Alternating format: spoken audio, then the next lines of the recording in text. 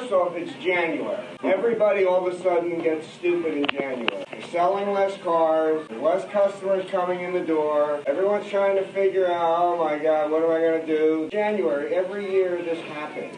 The problem is your bills keep coming, whether it's January, March, or July. That's the pressures of performing month in, month out. But the fact of the matter is there are things that we could be doing to help ourselves. Really what I wanted to talk about today is you can't get rattled when the tough times come. Really what I wanted to talk about is make this a conversational meeting about what can I do to sell more cars. I think the four gentlemen over here, we all know, produce at a very high level, and I wanted to put them on the spot a little bit because some of the things that they do consistently whether they work or not. So first I'm going to start with Rudy. So Rudy has taken the approach that he has trained himself that you really know how to help customers and sort of be a coach, because for me, helping customers with less than perfect credit is a good market to have. They just want to be treated with respect. They want to get a great car. Rudy took the approach, and now what did we do with some of the churches? We offered free credit repair, credit education, and basically a guideline how to get a car.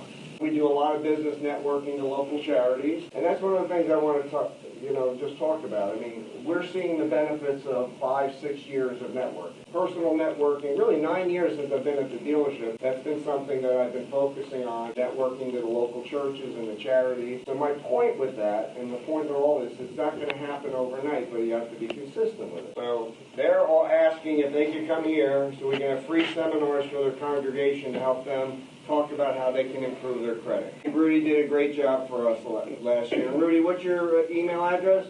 RudyTheCarGuy.com. RudyTheCarGuy.com. So Rudy was in the business, has adopted the approach of marketing himself underneath the dealership umbrella, but he's taking credit as sort of his niche. Next one I'm going to go to, I'm going to talk to my uncle over here. Now, Uncle Sonny, he got his AARP card a little while ago. Seriously, it still sells 20-plus cars a month. Probably one of the best utilizations of Easy Referral at the dealership, and gets the most customers through our referral process, through his networking, asking for referrals. Half of his business is coming just through the referral network. That's why I'm pointing this out, is that one shoe doesn't fit everybody. He is very good with networking and talking to customers and asking them to refer their friends and neighbors and takes care of them when they come in. So you don't pick and choose who you want to ask for a referral? Everyone.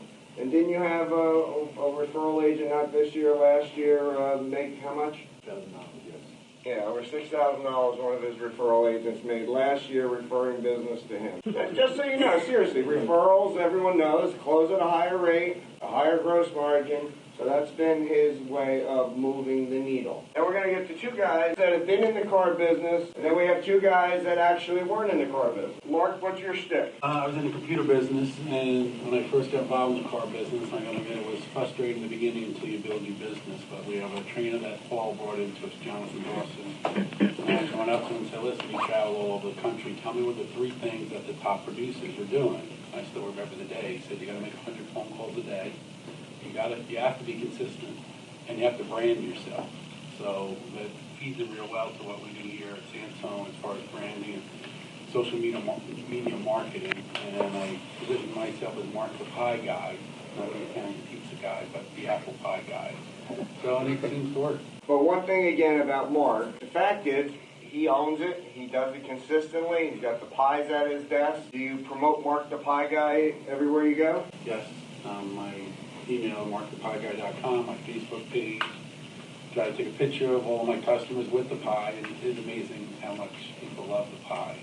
Trying to get, but I think, just to touch on some of the other things, I know Gavin talked being new in the car business. It's all about being consistent. It does get frustrating in the month of January when it gets slow, and you tend to just want to stop. But it seems if you just keep going, it always seems to work out. Well, Logan, coming up, Logan. Logan is one of our newbies. And Logan, what were you doing prior to this? I was in school. You were in school. So no big, long history of job. And what did you do when you first got to the dealership? What process did you go through? I went through the BDC department. The BDC. And what did you do in the BDC, what we call BDC boot camp? I made 100 phone calls a day and tried to get customers in the door. Okay. So you feel comfortable on the phone? Yes. All right, so now that you transitioned to the floor and you're only making 25 phone calls a day, how does that happen? The reason I wanted you to go to the BDC to make 100 phone calls a day is not so you can come to the floor and make 25 phone calls a day and get caught up hanging out. Because I don't think Johnny's going to help pay your bills, is he? You want to make a lot of money then? Of course. You want to move out? Yes.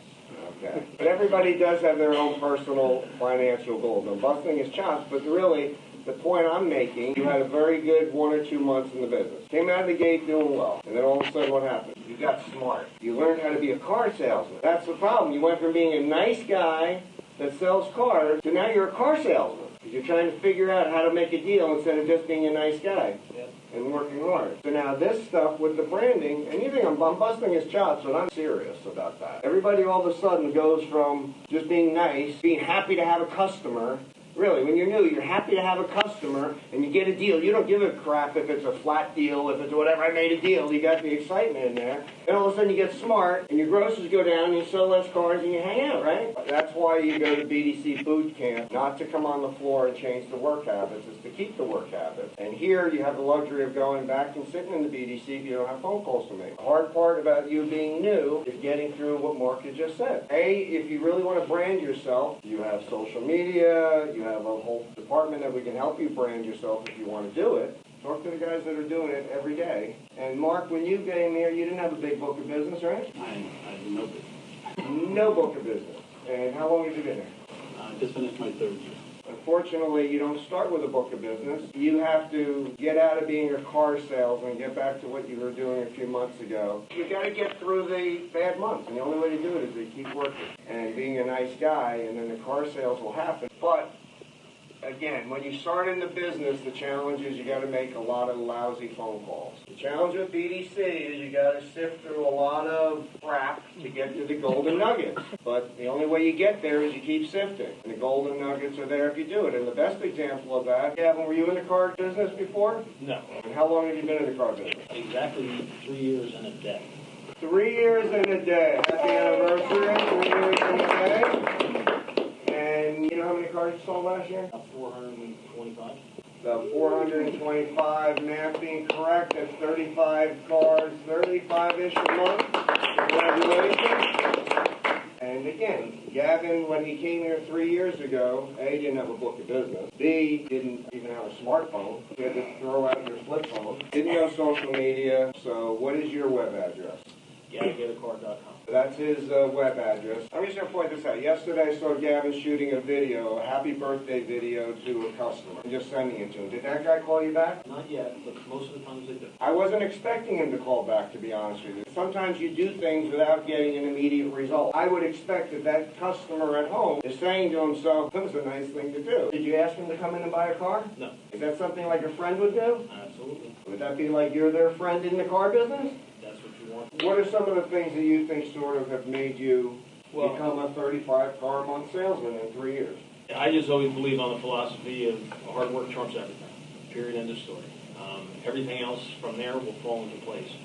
And I always kind of feel that if you give your dedication, in this particular case, to the dealership will then dedicate itself back to you. And I think that's something that gets lost with a lot of the new folks.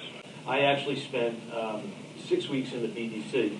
I wanted to make sure I had the word tracks down exactly before I hit the floor full force, and also wanted to know and understand the CRM 100%, so I could navigate it efficiently.